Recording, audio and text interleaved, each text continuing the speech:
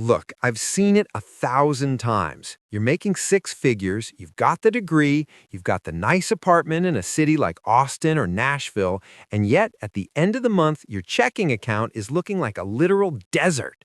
Why is it that making $100,000 in America today feels like you're just one flat tire or one unexpected ER visit away from a total financial meltdown? It's the six-figure broke phenomenon, and it's a uniquely American epidemic. We're living in a country where we're constantly sold the American dream on a layaway plan. We've got the 4K TVs, the DoorDash habit, and the leased SUV, but we have zero equity in our own lives. Most people you see on Instagram who look like they're winning are actually drowning in high-interest credit card debt and student loans that are growing faster than their career prospects.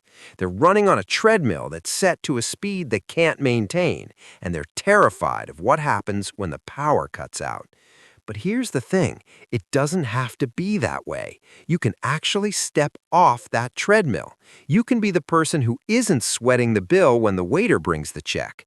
You can be the one who sees a market dip and thinks buying opportunity instead of there goes my retirement. And the best part, it doesn't take a decade of suffering to get there. My name is Troy, and I spend way too much time thinking about the psychology of money and why the average American is being set up to fail by the traditional financial system. If you're someone who feels like you're working harder than ever, but your bank account is staying exactly the same, make sure to hit the subscribe button and give this video a thumbs up if this helps you out. Let's get real for a second. Most of the financial advice you see online is garbage. It's either stop buying lattes or buy this obscure crypto coin that's going to the moon. Both are distractions. One is too small to matter, and the other is just gambling disguised as investing. If you want to outperform 95% of people in this country, you don't need a miracle. You need a system that works while you're sleeping, eating, or, let's be honest, doom scrolling. We're going to break this down into a 90-day transformation. 3 months to go from, I hope the card clears, to I know exactly where every dollar is going. Step 1 is about facing the music. It's about mastering the numbers that 95% of Americans are too scared to look at.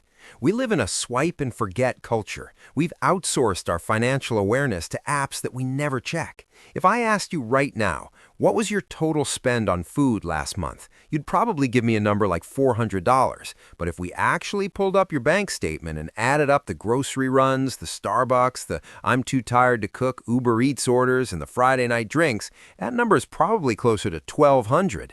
That gap, that vague feeling versus mathematical reality, is where your wealth goes to die.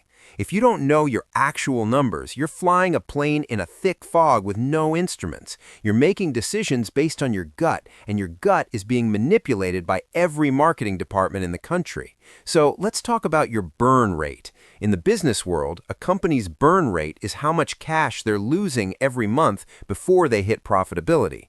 You need to look at your life the same way. What is the cost of you existing for 30 days? Most people think in terms of their big bills, rent, car, phone. They ignore the leaks, the $5 cloud storage, the gym membership they haven't used since January, the premium version of that app they forgot they downloaded. Log into your checking account and every single credit card you own. Look at October, November, and December. Add every single transaction up. Divide by 3. That is your average monthly burn rate. If that number is $4,500 and your take-home pay is $4,600, you are living on a razor's edge. You aren't building a life, you're just surviving another month. And look, if that number shocks you, don't get mad at the messenger. I'm not the one who ordered the extra guac every day for 3 months. I'm the guy telling you how to fix the leak before the boat sinks. Once you have that burn rate, we have to look at the money black hole. This is your debt. But here's the US-specific nuance most people miss. Not all debt is created equal in the eyes of the math. We've been told that debt is bad, which is true, but some debt is a mild cold, while other debt is stage 4 cancer. If you have a student loan at 4% or 5%, yeah, it's a drag. But if you have a credit card balance at 27% APR, you are in a financial emergency. The Federal Reserve has been hiking rates, and those credit card companies are pass-through entities. They are squeezing you for every cent. If you have $5,000 on a card at 27% and you only make the minimum payment, you're going to be paying for those pizzas and shirts you bought 3 years ago for the next 2 decades. You're literally paying for your past at the expense of your future. List every debt: the balance, the interest rate, and the minimum payment. Then go to a debt payoff calculator. See the years to pay off column. That number should scare you. It's designed to keep you in the American working class forever. But here's the shift. Once you see it, you can kill it. Adding just an extra $100 a month to that high-interest card doesn't just lower the balance, it deletes years of interest. That's a guaranteed 27% return on your money. You can't get that in the S&P 500. You can't get that in real estate. The best investment you can make right now is killing your high-interest debt. Now let's talk about the financial tightrope. This is your savings rate. Most Americans are trying to save. I'll save whatever is left at the end of the month, they say. Here's a secret. There is never anything left at the end of the month. Parkinson's law says that expenses rise to meet income. If you have money in your checking account, you will find a need for it. You need to stop trying to save and start forcing yourself to save. If you aren't putting away at least 10% of your take-home pay, you're walking a tightrope with no safety net. One layoff, one transmission failure, one medical bill, and you're back to using credit cards to survive. That is a stressful way to live. I want you to reframe savings as an opportunity fund. It's not just for emergencies. It's FU money. It's the money that allows you to tell a toxic boss to shove it. It's the money that lets you take a month off to pivot your career. Financial freedom isn't just about being retired at 65. It's about having options at 35. Start small. If 10% feels impossible, do 1%. Just prove you can do it. Use a high-yield savings account, an HYSA. If your money is sitting in a big-name bank earning 0.01% interest, you're letting the bank get rich off your deposits. Move it to an online bank where you're getting 4% or 5%. It's the same money, just working harder for you. Speaking of working harder, let's look at your investments. Is your money working as hard as you are?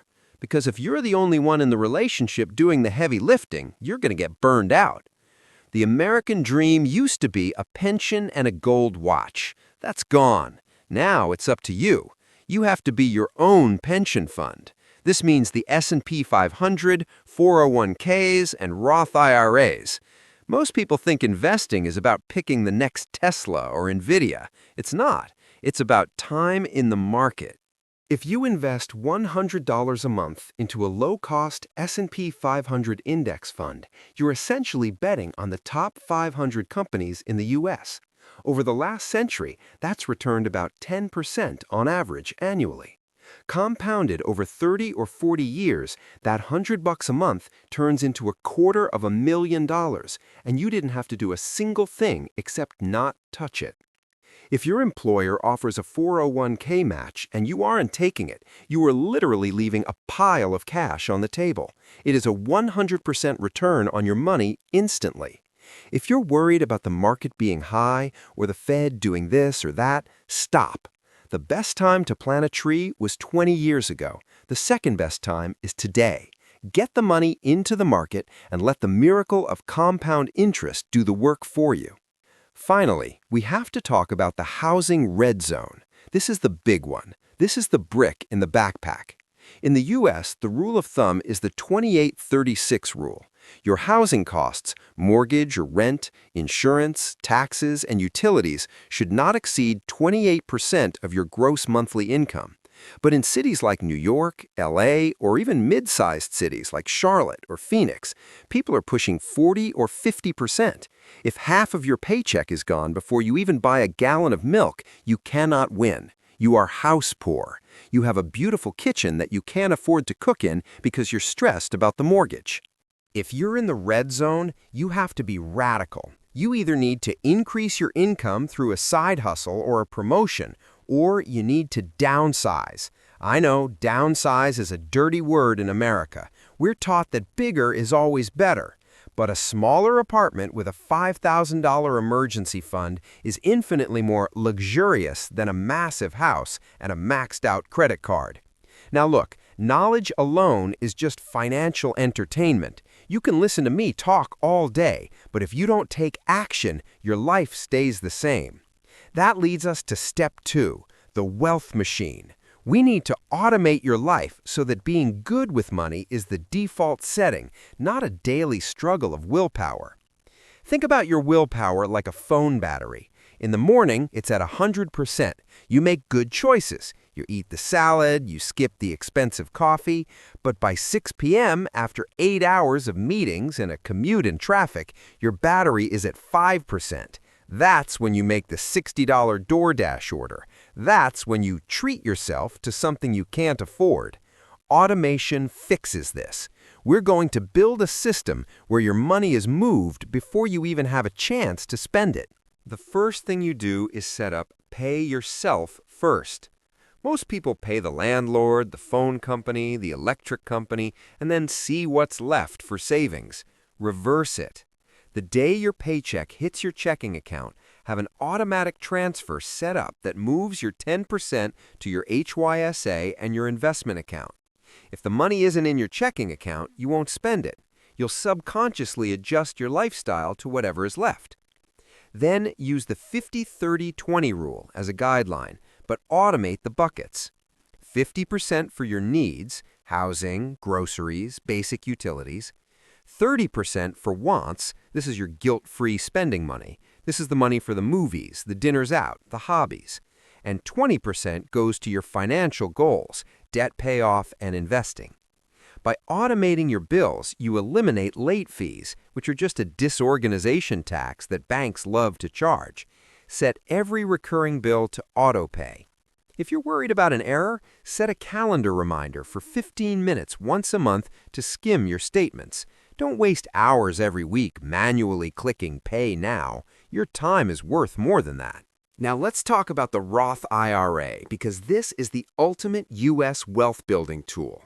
A Roth IRA is an account where you contribute after-tax money. It grows tax-free, and you withdraw it tax-free in retirement. If you put $6,000 into a Roth today and it grows to $60,000 by the time you're 60, you owe Uncle Sam exactly $0 on that growth. That is a massive advantage. If you don't have one, open one today at a low-cost brokerage like Vanguard or Fidelity and set up a recurring contribution of whatever you can afford, even if it's just $50 a month. Look, I'm being hard on you because the world is hard on you. The system in the U.S. is designed to keep you consuming and keep you in debt. Every advertisement you see is a professional psychological attack on your bank account. To fight back, you have to be intentional. Imagine where you could be 90 days from now. Imagine logging into your bank account and seeing a crossover point. That's the moment where your investment growth starts to rival your contributions. Imagine the feeling of knowing that if your car breaks down tomorrow, it's not a tragedy, it's just an inconvenience because you have the cash sitting there. That peace of mind is what true wealth feels like. It's not about the Rolex, it's about the freedom to choose how you spend your time. So here's your call to action. Don't just close this video and go watch a trailer for a movie. Do one thing right now. Open that high-yield savings account or log into your 401k portal and increase your contribution by just 1%. Or list your top 3 deaths on a piece of paper. Break the cycle of being financially lost. You have the numbers, you have the system. Now you just need the discipline to start. You're capable of having a better financial life than 95% of people out there, but you have to be willing to do what those 95% won't do. If you found value in this deep dive, do me a favor, leave a comment below and tell me which of the 5 numbers surprised you the most. Was it your burn rate? Your housing percentage? Let's talk about it. I'm Troy, and this is Try Hard Investor. Let's get to work.